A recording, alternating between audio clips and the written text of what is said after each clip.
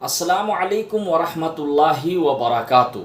हज़रत मौलाना महमूद मदनी साहब जनाब असदुद्दीन ओवैसी साहब के बारे में एक इंटरव्यू में ये बोले कि उनके सुनने वाले, उनके मानने वाले पागलों की जमात है, यानी जितने भी सुनने वाले हैं वो सब पागलों की जमात है।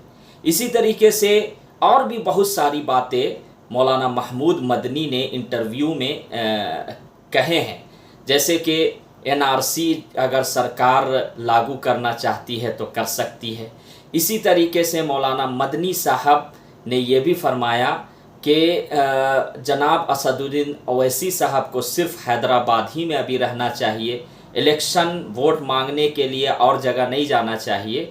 तो इसको लेकर बहुत सारी बातें आ रही है और बहुत सारे लोग गुस्सा में भी नज़र आ रहे हैं। तो मैं अपनी तरफ से तो कुछ नहीं कहना चाहता, लेकिन बड़े बड़े आलिम उलमा मौलाना मदनी साहब के बारे में क्या अर्ज़ कर रहे हैं, तो मैं वीडियो दिखाना चाहता हूं शॉर्ट में, तो ज़रूर देखिएगा। सबसे पहले मैं मौलाना सज्जाद नुमानी साहब की वीडियो दिखाना चाहता हूं कि वो जनाब असदुद्दीन ओवैसी के बारे में क्या कह रहे हैं। बीजेपी की आने की सारी जिम्मेदारी ओवैसी साहब पर है, ये तो बिल्कुल बकवास है, ये तो बिल्कुल लागू बात है। ये मौलाना सज्जाद नुमानी साहब हैं। इसकी 100 साल की मेहनत है और इसके पीछे सो कॉल्ड सेकुलर पार्टीज का जो रवैया रहा है वो है। ओवैसी साहब की वजह से बीजेपी आई, ये तो कोई बिल्कुल ही बेखबर आदमी कह सकता। अब मैं वीडियो दिखाना चाहता हूँ मालेगांव से हज़रत मौलाना मुफ्ती इस्माइल साहब मौलाना महमूद मदनी के बारे में क्या कह रहे हैं और जनाब असदुद्दीन ओवैसी के बारे में क्या कह रहे हैं। मुफ्ती इस्माइल साहब, उनकी वीडियो भी मैं दिखाना चाहता हूँ। इसके खिलाफ है, हाँ खिलाफ है। मौलाना महमूद मदनी ने जो कुछ कहा ओवैसी साहब के मुतालिक बराबर नहीं।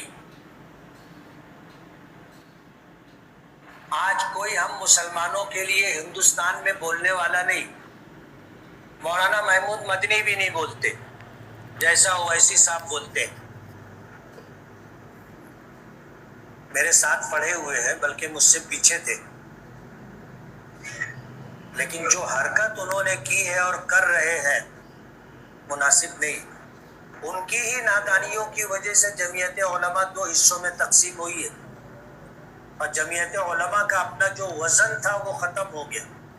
अब मैं वीडियो दिखाने वाला हूँ शाही इमाम पंजाब के, वो क्या बोल रहे हैं जनाब असदुद्दीन ओवैसी साहब के बारे में, और वो इशारा में मौलाना महमूद मदनी साहब के तरफ भी कुछ बातें अर्ज़ की है, तो वो मैं वीडियो दिखाना चाहता हूँ। और एक बात मैं बोल दूँ कि मेरी कोई ज़ाती राय नहीं है या मुझे कोई किसी से लेना देना नहीं है, ना तो मैं मौलाना महमूद मदनी साहब को बुरा भला कह सकता हूँ, मेरी औकात नहीं है, मैं बहुत छोटा हूँ, ना असदुद्दीन ओवैसी साहब के बारे में बुरा भला कह सकता हूँ।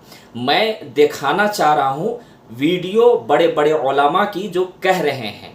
तो आइए मैं शाही इमाम पंजाब की वीडियो को दिखाना चाहता हूँ। करने लगे, मशवरा देने में भी हसद करने लगे। बड़े बड़े मुल्ला मौलवी भी आजकल टीवी पे बैठ के एक दूसरे की मुखालफत करते हैं, बस इसलिए कि ये समझे कि हम आगे रहे वो पीछे हो जाए। वो कौन जिसने पानी एक जख्मी को पिलाने के लिए दूसरे ने दूसरे की पेशकश कर दी, दूसरे ने तीसरे की पेशकश कर दी, तीसरे ने चौथे की पेशकश कर दी कि पहले मेरे साथी को पानी पिला लो। उस कौम के कायदीन ये कहते हैं कि नहीं जी फला बंदा तो खराब है, हम उससे ज्यादा बेहतर हैं। तो इसका मतलब इनको अभी रब रसूल के अहकामात का पता ही नहीं लगा कि अल्लाह और उसके रसूल सल्लल्लाहु अलैहि वसल्लम आपसे चाहते क्या।